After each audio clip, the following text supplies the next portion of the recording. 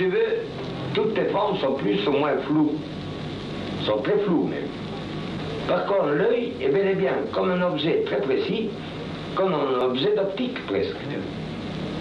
Mais le curieux, c'est que si tu fais l'œil précis, tu risques d'abolir exactement ce que tu cherches, c'est-à-dire le regard.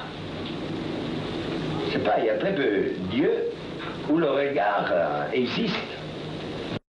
Alberto Giacometti, sculpteur et peintre, comme me fait remarquer Estelle immédiatement. Bonsoir Estelle. Bonsoir Mohamed. L'Institut Giacometti, donc, qui lui rend hommage, même si, bon, il n'y a pas encore la fondation, il n'y a pas encore le musée. La fondation et pas le musée. Hein. Alors oui, il y a une fondation, il y avait déjà une fondation de Giacometti, alors une très riche, hein, vraiment beaucoup d'œuvres, beaucoup d'archives, mais il n'y avait pas encore de musée. Et ça y est, c'est fait. Le grand public a pu le découvrir ce mardi, donc cet Institut Giacometti que vous évoquiez. Alors un lieu intimiste qui se trouve dans le 14e arrondissement, le quartier de Montparnasse, cher à Giacometti.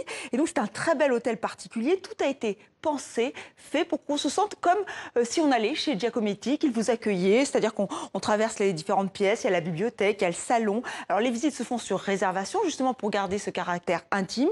On peut y voir de très belles œuvres, comme ces femmes de Venise. Alors la première exposition, car il y aura des expositions temporaires, est consacrée à l'amitié entre Giacometti et Jean Genet. Donc on va vous en parler dans un instant. Et s'il y a un lieu qui est vraiment, enfin une pièce qui est extrêmement touchante dans cet institut, c'est l'atelier de Giacometti, un atelier qui a été reconstitué, je vais y arriver. Guillaume Gouet a assisté au vernissage presse. On a l'impression que Giacometti vient tout juste de s'absenter. Nous voici devant son atelier, ou plutôt sa reproduction à l'identique.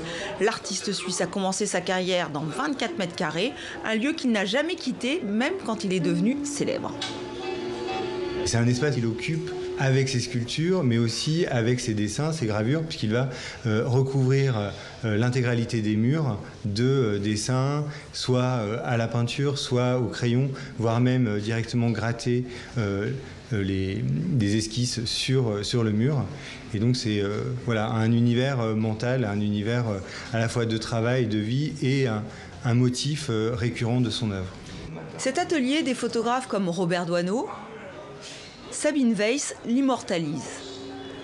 Jean Genet lui consacre même un essai. L'écrivain est subjugué par ces sculptures de femmes, des prostituées sublimées.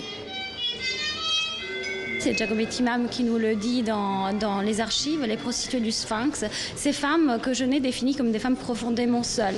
Et la grandeur de Giacometti est aussi celle de réussir à capter, à identifier, à faire ressortir la solitude de ces femmes.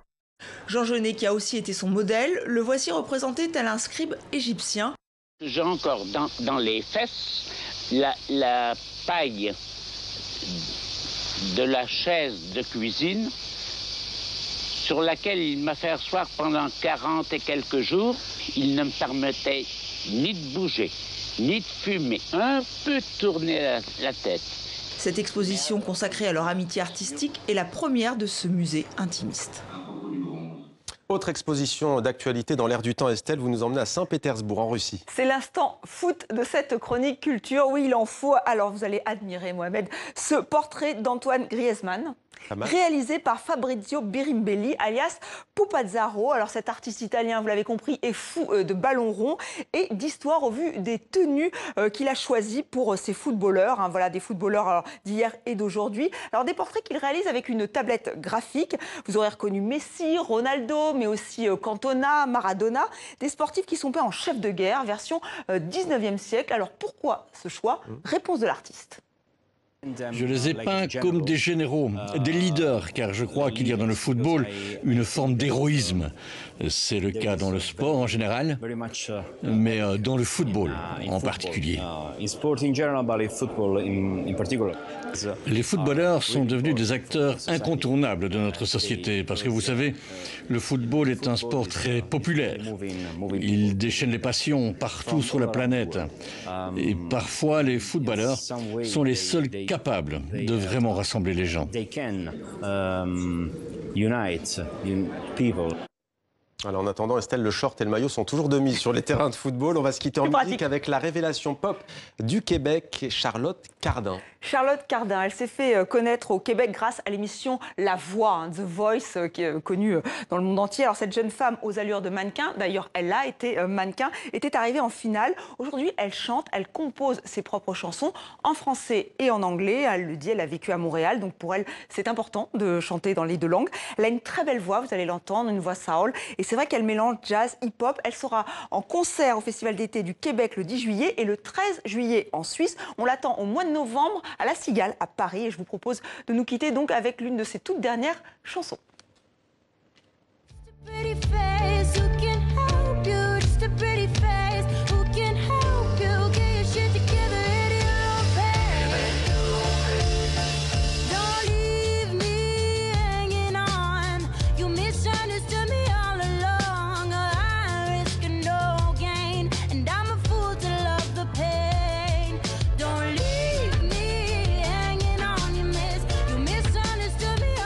C'est en musique que l'on referme cette chronique. Merci Estelle, c'était demandé le programme.